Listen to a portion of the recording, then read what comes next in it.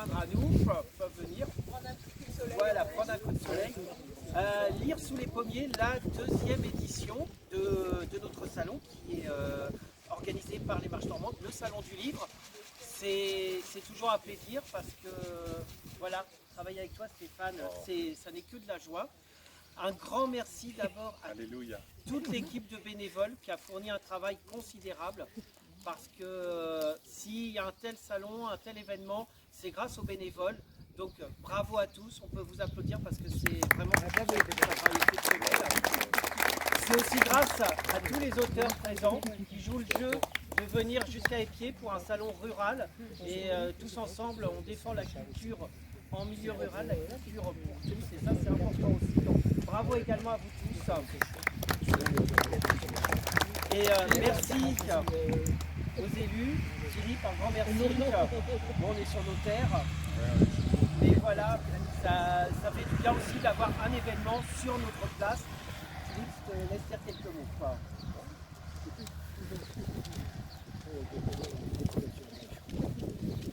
Je suis heureux de vous accueillir aujourd'hui à Épied pour la deuxième édition Lire sous les pommiers, organisée par les Marches Normandes.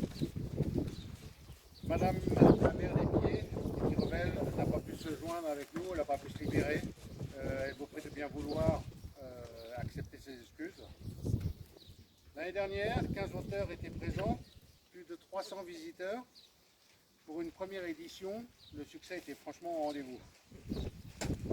Cette année, nous avons encore la chance d'avoir 15 nouvelles personnalités autour du thème le livre. Nous vous remercions d'avoir répondu présent et fait le déplacement jusqu'à nous, Épied, petit village à la porte normande, à la porte de Normande. Encore merci à vous et aux Marches Normandes d'apporter au cœur de notre village la culture. Nous avons la chance d'avoir cette magnifique place que nous appelons le Friche, qui se prête volontiers à cet événement. Il est beaucoup plus beau, là. Notre architecte en charge des monuments de France, du département de l'Eure, il voit un héritage lointain d'un village fortifié. Quand on regarde le village ici, tout est en cercle. Elle voit, ça a dû être un village fortifié à une époque. Bref, je constate aujourd'hui, nous avons le soleil. Il devrait nous attirer encore plus de monde que la première édition. Je souhaite à tous de passer une excellente journée, de belles rencontres. Merci à tous et je déclare officiellement ouverte, je me permets, la deuxième édition Lire sous les pommiers.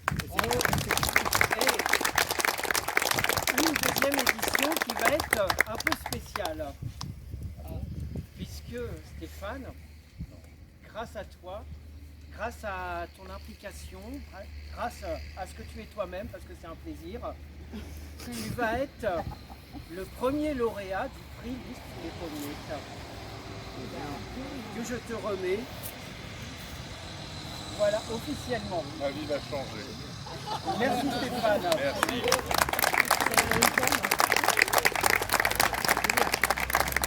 Merci. Je suis très honoré, je suis surtout très content de recevoir ce prix en carton. Merci beaucoup. Pour une fois, j'aurais fait un carton. Voilà. Mais surtout, quand on s'est rencontré avec Richard il y a quelques années, on ne se connaissait pas, on s'est rencontrés sur les salons. C'était surtout le fait qu'on a rencontré deux envies de longue date d'amener la culture dans des endroits reculés, la culture en milieu rural. Ça a toujours été mon combat. Autrefois en Eure-et-Loire, plus dans la région de Maintenon et Pernon, on continue au travers d'une autre association à promouvoir un peu la culture sous forme de la musique, le chant choral, etc., les spectacles. Et depuis que j'habite à Pacy-sur-Eure, à côté, c'est toujours une volonté qui m'anime. Et ça, je ne peux pas entendre le discours, la culture, les gens doivent aller à la culture, non. Ça, c'est un discours que je ne peux pas entendre. C'est à la culture de venir aux gens. Et quand on fait ça dans un petit village comme ici, quand je dis petit village, c'est pas péjoratif. Moi, je suis toujours fier parce que il n'y a ça déchaîne pas les foules, mais au moins les gens viennent et on y contribue. Et les auteurs, c'est important aussi. On a ici que des gens que j'aime beaucoup, puisque je suis en charge de la coordination, pas sauf moi. Mais c'est bien aussi de jouer le jeu. C'est pas forcément les salons où on va vendre le plus, mais il se passe des choses humainement et c'est le plus important. Le lien social, et par les temps qui courent, le lien social, c'est bien. Donc merci aux Marchands-Ventes, bravo, merci à la mairie, et merci aux auteurs et merci à tout le monde et merci pour ce prix en carton. Et comme toute inauguration, eh bien, nous allons boire un verre tous ensemble. Merci. Un verre. Était délicate, voire dangereuse. Les Noirs pensaient qu'on les emmenait loin de chez eux pour les manger. C'était stupide ignorance, mais à leurs yeux, nous étions capables du pire et même de l'inimaginable. Nous les arrachions avec une brutalité sans pareille à leurs savanes, à leurs montagnes, à leurs forêts, à leurs coutumes, à leur monde. Il faudrait être dénué de toute sensibilité pour quitter à tout jamais son pays, ses dieux, ses maigres biens, sans en ressentir une profonde douleur. Ma mère paternelle n'a eu que 3 petits-enfants, mes 2 frères aînés et moi. Le premier, Jackie IE pour l'état civil, suite à une erreur du secrétariat, Jackie avec un Y en vérité. Il l'a accueilli à bras ouverts. C'était le premier et c'était un garçon. Le deuxième, né 14 mois plus tard, a eu moins de chance. Quelle idée d'avoir aussi vite un autre garçon et de le prénommer Gilles, un nom de fou de la vie de mon grand-père. Mon arrivée, presque 2 ans après, l'a ramené à de meilleurs sentiments vis-à-vis de son fils unique et de sa belle-fille. Cet homme au caractère bien trempé, nous l'appelions Pépé. Un petit nom affectueux. Or, je n'avais pas pour lui la même affection que pour Mémé. Je ne le craignais pas, contrairement à beaucoup de ceux qui l'appelaient le père Farge, dans le petit village de Rouvray-Saint-Denis où nous habitions, donc en Eure-et-Loir. Mais je me fatiguais de l'entendre parler de la guerre de 14, m'étonnais de sa façon de se vêtir, de se chausser, parce qu'il portait toujours des sabots, de se soigner, notamment avec une chique, vous savez, pour les dents, pour lui c'était le remède miracle, et ne recevait de sa part que portions congrues en matière de sentiments.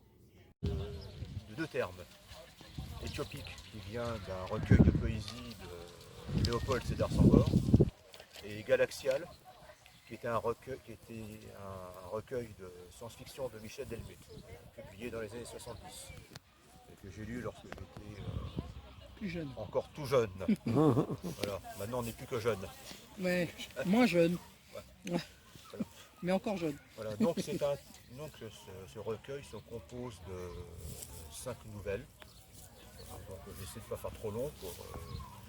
Donc dans ce recueil, on suit pêle-mêle les aventures d'un écrivain entier de science-fiction qui est confronté à son propre univers créatif.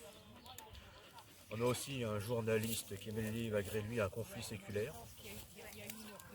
Ensuite, on a une Martinique qui est en proie à une guerre d'extermination menée par des aliens, donc on ne donne pas dans la gaieté.